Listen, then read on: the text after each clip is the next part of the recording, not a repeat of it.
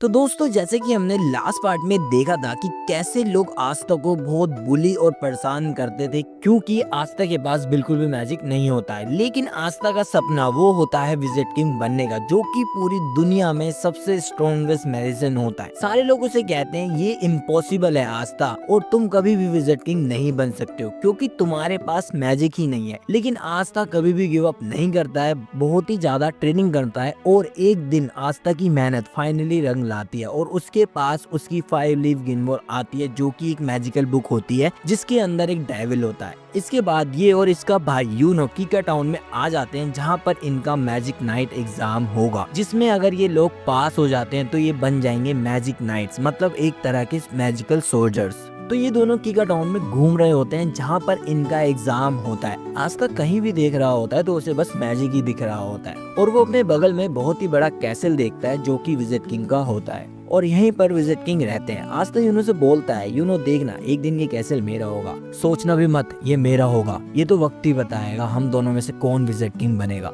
इसके बाद हम देखते हैं कि आस्था और यूनो बहुत सारे लोग एंट्रेंस एग्जाम देने आए होते हैं और आस्था सबसे पागलों की तरह कह रहा होता है कि हेलो दोस्तों, मैं बनूंगा एक दिन विजिट किंग, और यूनो की बेइज्जती ना हो वो ऐसे एक्टिंग कर रहा होता है जैसे कि वो आस्था को जानता ही ना हो। आस्था यूनो दोनों एंट्रेंस गेट पर पहुंच जाते हैं और जब यूनो अपनी 4 लीफ गिनवोर दिखाता है तो सारे के सारे लोग शौक रह जाते हैं कि आखिर कौन है ये लड़का जिसके पास 4 लीफ गिनवोर है, और गार्ड भी उसे गेट के अंदर जाने देता है। लेकिन जब आस्था अपनी गिनवोर दिखाता है तो गार्ड को यकीन ही नहीं होता है कि ये कोई गिनवोर है भी या नहीं, क्योंकि आस्था की 5 लीफ गिनवोर इतनी ज्यादा रेयर होती है कि उसके बारे में कोई जानता ही नहीं है। लेकिन आस्था की बहुत ज्यादा रिक्वेस्ट करने के बाद गार्ड उसे भी अंदर जाने देता है। आस्था के पीछे एक लड़का खड़ा होता है और बोलता है, ये लड़का काफी फनी लग रहा है मुझे। सारे के सारे बच्चे एंट्रेंस लॉबी में खड़े होते हैं और यहाँ पर जिसके पास जितनी कम मैजिकल पावर होती है उसके पास उतनी ज्यादा मैजिकल वर्ड्स आती हैं, और हमारे यूनो के पास एक भी मैजिकल वर्ड नहीं आती है। और सारे लोग शौक रह जाते हैं कि आखिर कौन है ये लड़का जिसके पास इतनी ज्यादा मैजिकल पावर है और इसके पास 4 लीफ गिनवोर भी है।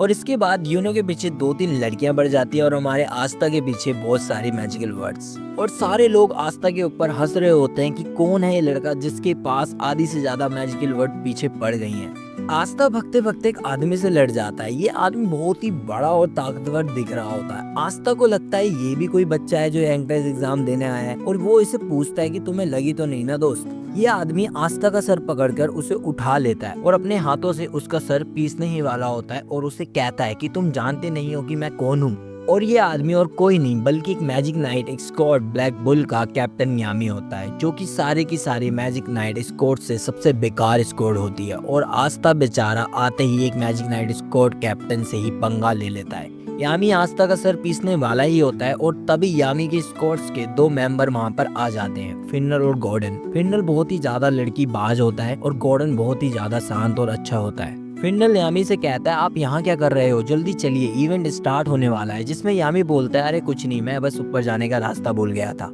और तभी एंट्रेंस एग्जाम स्टार्ट हो जाता है और यामी आस्था को छोड़कर वहां से चला जाता है। आस्था खड़ा होता है और तभी आस्था के पास एक लड़का आता है जिसका नाम सैके होता है, और वो आके आस्था से दोस्ती कर लेता है। और तभी वहां पर सारे के सारे 9 मैजिक नाइट स्क्वाड के कैप्टन आ जाते हैं, और ये सारे के सारे बहुत ही ज्यादा स्ट्रॉन्ग होते हैं। और कहा जाता है पूरी दुनिया में इन सबसे स्ट्रॉन्ग एक ही आदमी है जो कि खुद विजिट किंग है।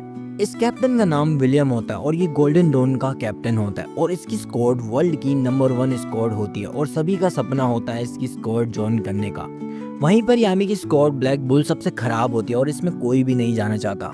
आस्था सैके से पूछता है कि विजिट किंग कहाँ है, जिसपे सैके आस्था से बोलता है, विजिट किंग थोड़ी आएंगे छोटे मोटे इवेंट में, वो हमारे किंगडम के किंग है और उनके पास और भी ज्यादा इंपॉर्टेंट काम होते हैं। विलियम सबसे कहता है, टाइम आ चुका है तुम सबका एग्जाम स्टार्ट करने का, और वो अपना मैजिक यूज करता है और आसमान से एक बहुत ही बड़ा पेड़ आ जाता है और वो सभी को एक मैजिकल ब्रूम पकड़ा देता है। ये तुम लोगों का पहला टेस्ट होगा और तुम सबको अपनी मैजिकल पावर यूज करके उड़ना होगा। सारे के सारे बच्चे अपनी मैजिकल पावर यूज करके उड़ने की कोशिश करते हैं और सारे के सारे कैप्टन उन्हें देख रहे होते हैं। यूनो सबसे ऊपर उड़ रहा था और सारे के सारे कैप्टन को इम्प्रेस कर लेता है। और वहीं पर हमेशा की तरह आस्था बेचारा उड़ना तो छोड़ो, खुद से कूद भी नहीं पा रहा होता है इस झाड़ू को पकड़ के। तभी इन सारे कैप्टनों में से एक कैप्टन नीचे जाकर एक लड़की को डांटता है जो कि उसकी बहन होती है, और ये इससे कहता है, तुम ये एग्जाम क्यों देने आई हो, सिल्वर फैमिली की बेइज्जती मत कराओ, तुम ये एग्जाम पास नहीं कर पाओगी, चुपचाप घर लौट जाओ। और फिर वो वहाँ से चला जाता है और इस लड़की का नाम नोएल होता है। सैके आस्था से बोलता है ट्राई करते रहो आस्था, तुम ये कर सकते हो। लेकिन हम सभी जानते हैं ये आस्था नहीं कर सकता क्योंकि आस्था के पास मैजिक ही नहीं है। इस वाले और इसके बाद वाले जितने भी टेस्ट होते हैं आस्था उन सब में बहुत ही ज्यादा खराब करता है। इसके बाद विलियम सबको कहता है अब तुम लोगों का फाइनल टेस्ट होगा, तुम सबको एक एक पार्टनर चूज करना होगा जिसके साथ तुम लड़ाई करोगे। सैके आस्था से बोलता है चलो हम दोनों पार्टनर बन जाते हैं और आस्था उसकी बात को मान लेता है। इसके बाद सैके और आस्था तैयार होते हैं लड़ाई के लिए और आस्था सैके से बोलता है कि ऑल द बेस्ट सैके, चलो हम दोनों अपना अपना बेस्ट देते हैं और जो भी हारेगा वो बुरा नहीं मानेगा और हम दोनों की दोस्ती पर फर्क नहीं पड़ना चाहिए।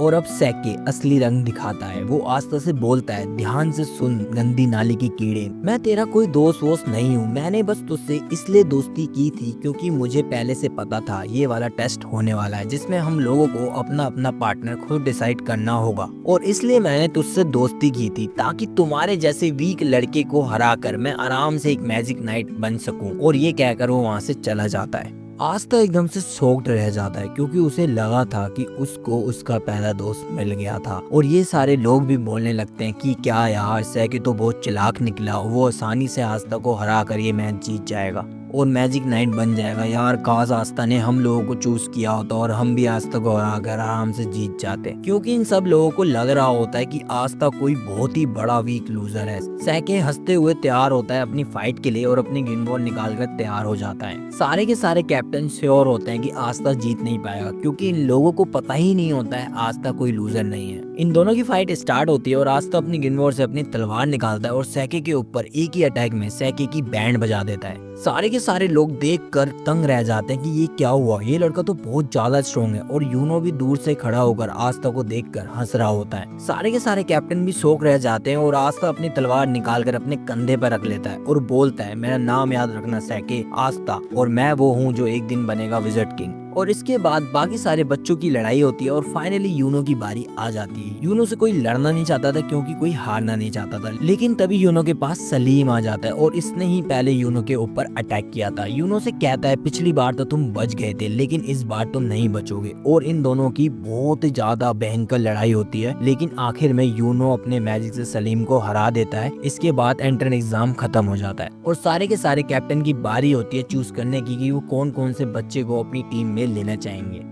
अगर किसी भी बच्चे के लिए एक से ज्यादा कैप्टन हाथ उठाते हैं तो उस बच्चे को डिसाइड करना होगा कि उसे कौन सी स्क्वाड में जाना चाहिए। लेकिन अगर एक भी कैप्टन हाथ नहीं उठाता है तो वो बच्चा फेल हो जाएगा। बहुत सारे बच्चे एक एक करके फेल हो रहे होते हैं और आस्था को बहुत ज्यादा टेंशन हो रही होती है कि वो फेल ना हो जाए। फिर बारी आ जाती है यूनो की। जिंदगी में पहली बार नो के नो कैप्टन अपना हाथ किसी बच्चे के लिए उठाया होता है क्योंकि ये सारे ही यूनो को अपनी टीम में लेना चाह रहे होते हैं। अब यूनो को डिसाइड करना होता है कि वो किसकी टीम में जाएगा और यूनो गोल्डन डॉन यानी दुनिया की बेस्ट नाइट स्क्वाड को चुनता है। और इसके बाद बारी आ जाती है हमारे आस्था की। आस्था बहुत ही ज्यादा डरा होता है और मन में बस यही बोल रहा होता है प्लीज गॉड मेरे लिए कोई एक कैप्टन हाथ उठा दे।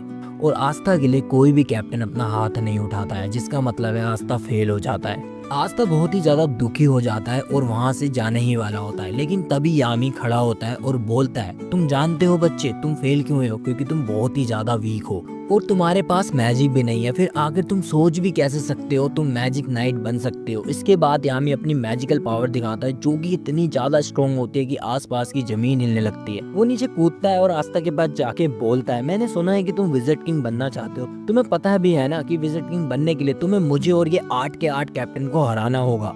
और तुम्हें क्या लगता है कि तुम हम 9 के 9 कैप्टन को कभी जिंदगी में हरा सकते हो। जिस पे आस्था बोलता है मैं जानता हूँ कि मैं वीक हूँ और मेरे पास कोई मैजिक भी नहीं है, लेकिन मुझे फर्क नहीं पड़ता कि मैं कितना वीक हूँ और मुझे फर्क नहीं पड़ता कि आप सारे कैप्टन कितने ज्यादा स्ट्रॉन्ग हो। अगर मुझे विजिट किंग बनने के लिए आप सबको हराना पड़ेगा तो मैं आप सबको हराऊंगा और एक दिन मैं जरूर बनूंगा विजिट किंग। जिसको सुनने के बाद यामी जोर जोर से हंसने लगता है और आस्था से कहता है तुम मुझे पसंद आए बच्चे, मैं तुम्हें अपनी स्क्वाड में लूंगा और तुमसे बहुत मेहनत करवाऊंगा ताकि तुम बन सको विजिट किंग। और जिंदगी में पहली बार किसी ने आस्था के ऊपर विश्वास किया होता है, उसके ऊपर हंसा नहीं होता है। आस्था बहुत ही ज्यादा खुश हो जाता है और यामी को थैंक यू बोलता है। और इसके बाद फाइनली ये एग्जाम खत्म हो जाता है और आस्था का पेट खराब हो जाता है। वो बाथरूम में हल्का होने जाता है, लेकिन तभी वहाँ पर सैके आ जाता है। वो आस्था से अपनी हार का बदला लेना चाहता था, इसलिए वो आस्था के ऊपर अपना मैजिकल लेजर छोड़ देता है और अगर आस्था को ये लेजर काट लेगा तो आस्था की जान भी जा सकती थी।